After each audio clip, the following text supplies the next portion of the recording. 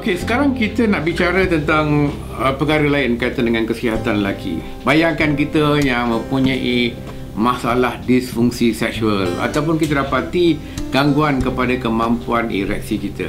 Ialah apa tidak? Selama ni kita memang aktif dari segi hubungan suami isteri. Memang apa? Ini ialah satu perkara biasa. Seronok kata orang kan, dan memang satu anugerah Tuhan kepada kita.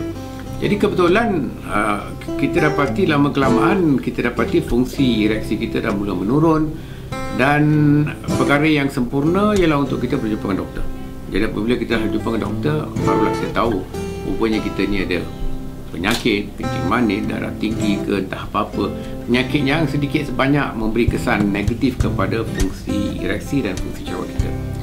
Okeylah, maka doktor pun cadangkan ubat dan sebagainya. Tapi kita yang daripada peringkat awal lagi mendapati ada kekurangan, ada gangguan.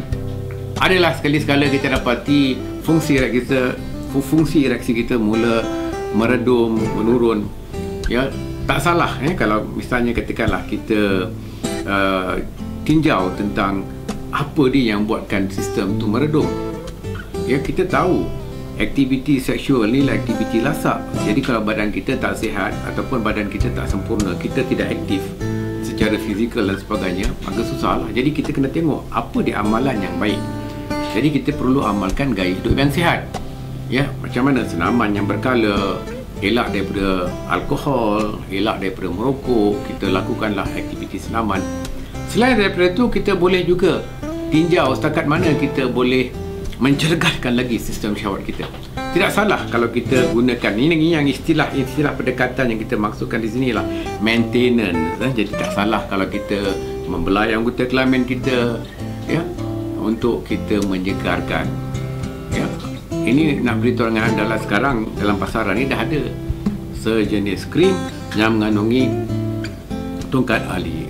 Orang katakan memang anda sedia maklum lah kalau kita cakap tentang latar belakang tungkat ali itu, memang didapati dapat menyegarkan, dapat sel-sel tisu-tisu dalaman, melancarkan darah, melembutkan otot-otot dalaman dan sebagainya, dan memang mencerdaskan, melancarkan. Ini memang kajian menunjukkan.